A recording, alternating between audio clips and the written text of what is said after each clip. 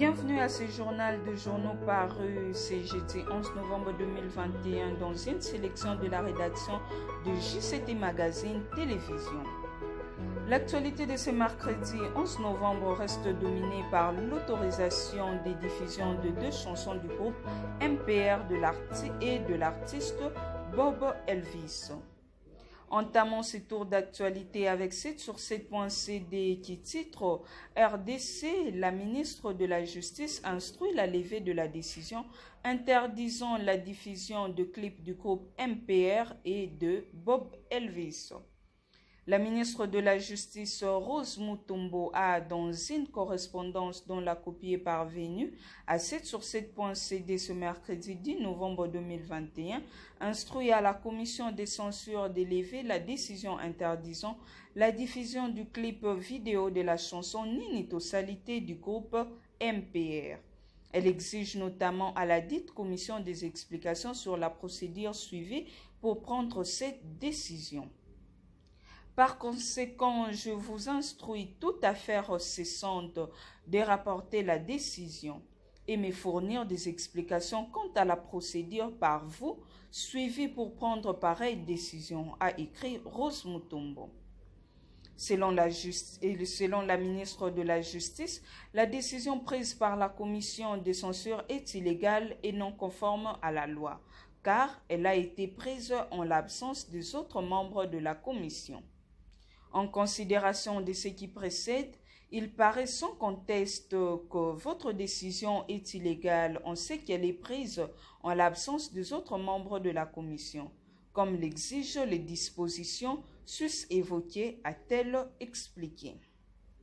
Rappelons que la commission de censure avait interdit la diffusion de clips vidéo de la chanson Ninitosalité du groupe MPR et Lettre Aya Chichi du rappeur Bob Elvis pour non-respect de la procédure. Une décision qui a suscité de réactions au sein de la classe politique et sociale. De son côté, les phares annoncent Ninitosalité Rose Mutombo contre la décision de censure. Dans une correspondance datée d'hier, mercredi 10 novembre 2021, adressée au président de la Commission nationale de censure des chansons et de spectacles, la ministre d'État et ministre de la Justice, Rose Mutombo, intime l'ordre au précité de rapporter la décision prise par sa structure et portant levée de la mesure de suspension qui frappait le clip vidéo de la chanson Ninitosalité. La tutelle lui reproche de n'avoir pas associé à la dite décision les représentants de toutes les parties appelées à siège au sein de la dite commission, notamment ceux des ministères, services, confessions religieuses et associations. Compte tenu du non-respect de la procédure, la ministre d'État en charge de la justice considère comme illégale la levée de la mesure de suspension de l'œuvre incriminée. Les observateurs s'étonnent de leur côté de la précipitation avec laquelle la Commission nationale de censure des chansons et des spectacles s'est prononcée d'abord pour la sanction et ensuite pour la levée de celle-ci. Au motif que Ninitosalité a été lancée sur les marchés sans avoir été au préalable été soumise à son approbation. Si tel est réellement le cas, la ministre de la Justice a pleinement raison d'exiger la révision de sa copie et siéger, conformément à l'arrêté fixant son organisation et son fonctionnement. Sinon, l'opinion serait en droit de croire que la suspension éphémère de cette œuvre était en réalité destinée non pas à bloquer sa diffusion, mais plutôt à booster sa consommation par les publics. Lettre de la ministre de la Justice au président de la Commission nationale des censures des chansons et des spectacles. À Monsieur le Président de la Commission nationale des censures et des spectacles, à Kinshasa Gombe, objet levé de votre décision numéro juste et GS/CNCCS/cab.presse /BMM/DKS 027/2021 du 9 novembre 2021. Monsieur le Président, je suis en possession de la copie m'est destinée de votre lettre numéro juste/pdt.cnccS/bmm/dks/027/2021 du 9 novembre courant, par laquelle vous m'avez transmis la décision mieux renseignée en rubrique. L'examen de votre précité ainsi que de son annexe appelle pour ma part les observations ci présentes. 1. La décision portant interdiction de présentation et la diffusion à l'intention du public du clip vidéo de la chanson Ninito Salité du groupe MPR a été prise en considération du seul rapport de service vous adressé le 8 novembre 2021. 2.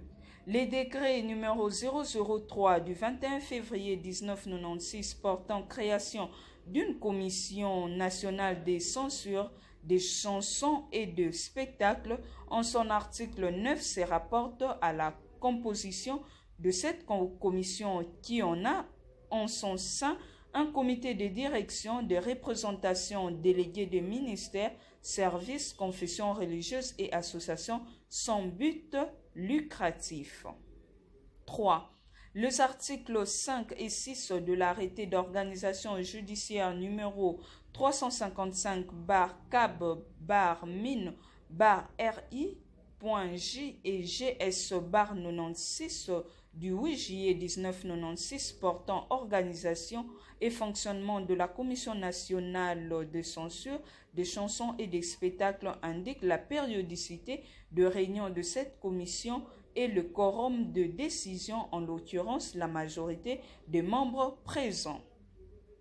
En considération de ce qui précède, il apparaît sans conteste que votre décision est illégale en ce qu'elle est prise en l'absence des autres membres de la commission, comme l'exigent les dispositions sus-évoquées. Par conséquent, je vous instruis, toute affaire cessante, de rapporter la décision numéro juste et GS/CNCCS/BMM/DKS/027 et me fournir des explications quant à la procédure par vous suivie pour prendre pareille décision. Veuillez agréer, Monsieur le Président, l'assurance de ma parfaite considération. Mutombo Kiese Rose. Toujours dans ces registres, la prospérité de son côté nous informe. Affaire chanson, lettre Aya Chichi et Ninito Salité, Patrick Mouyaya, nous ne sommes plus à l'époque où les initiatives de ce genre doivent être perçues comme des menaces. Une précision de taille qui valait la peine pour chasser tout équivoque dans le chef de la population après l'interdiction mardi 9 novembre dernier de chansons Ninito Salité et lettre Aya Chichi.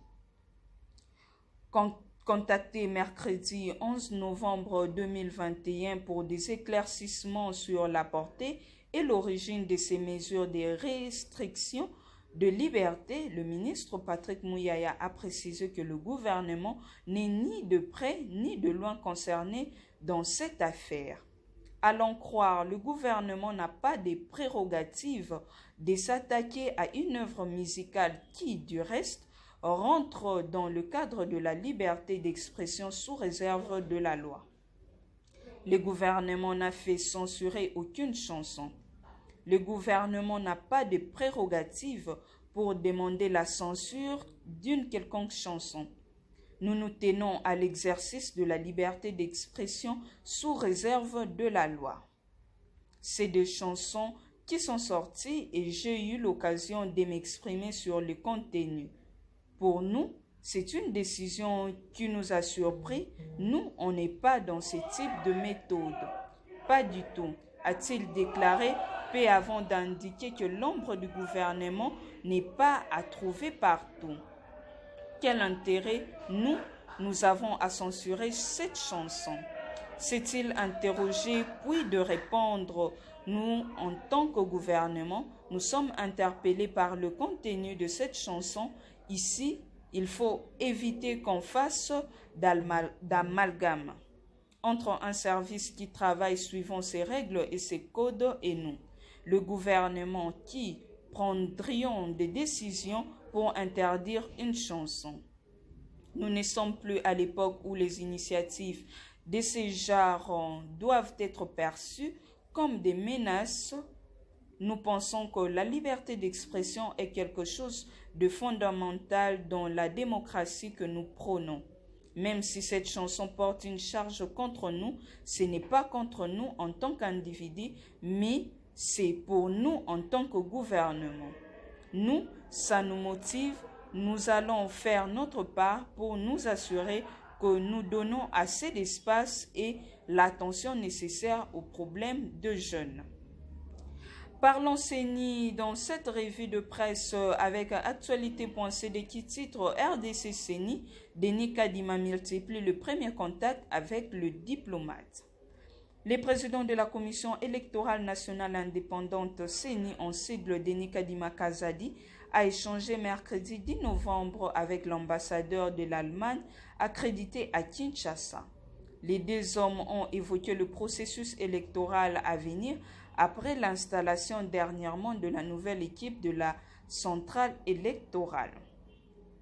Au cours de cette audience, Oliver a prodigué quelques conseils au nouveau patron de la CENI et demandé d'aller de l'avant en organisant les élections transparentes, inclusives et crédibles. Il est important d'exprimer notre soutien et aussi d'encourager le président de la CENI, de convaincre la confiance de la population et de regagner la confiance qu'il a aussi perdue parce qu'il y a eu des problèmes dans le processus de nomination, mais nous devons maintenant tourner la page et travailler pour avoir les élections transparentes, inclusives et crédibles, a confié le diplomate allemand au sortir de l'audience. Mardi dernier, Denis Kadima avait échangé avec la représentante résidente en RDC de l'ONU, femme Awan Diaye Sek, autour du renforcement du partenariat entre les deux institutions. Nous avons été enchantés par l'optique Kadima de la question du genre. Son intervention était teintée de pragmatisme assortie d'une ouverture d'esprit qui nous a donné des assurances quant au développement de notre collaboration, avait-elle déclaré dans le propos rapporté par le service de communication de la CENI. L'équipe Kadima s'est installée le 29 octobre dernier.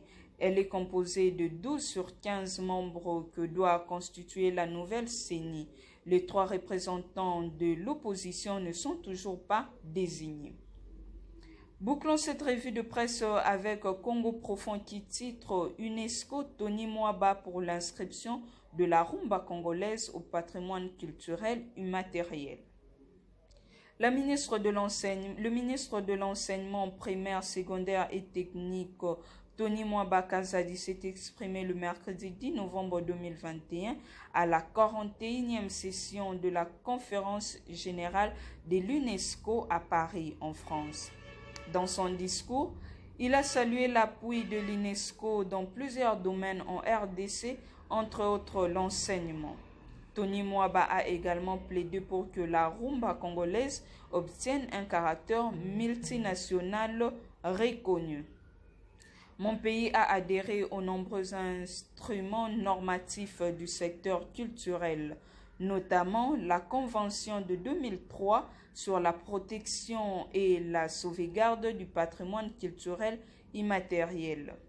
Dans le cadre de cette convention, nous attirons l'attention particulière de l'organisation sur les dossiers d'inscription multinationale de la rumba congolaise sur la liste représentative du patrimoine culturel immatériel de l'humanité soumis par le 2 Congo, a déclaré du haut de la tribune de l'UNESCO le ministre Tony Mwaba.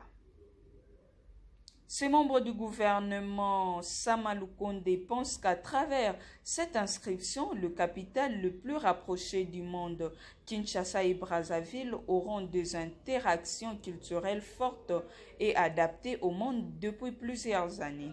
L'inscription de la rumba congolaise au patrimoine culturel immatériel à l'humanité renforcera le pont culturel entre les deux capitales les plus rapprochées du monde, qui sont Kinshasa et Brazzaville, et consacrera une pratique culturelle adaptée mondialement depuis des décennies, a-t-il dit. Voici notre rubrique Pensée du jour avec Lao Théus. Quand les débutants est conscient de ses besoins, il finit par être plus intelligent que les sages distraits. C'est ici prend fin ces numéros de la revue de presse. Prochain rendez-vous demain avec toujours le même plaisir de vous servir. Restez connectés sur votre chaîne JCT Magazine Télévision. Vivez et restez chez vous.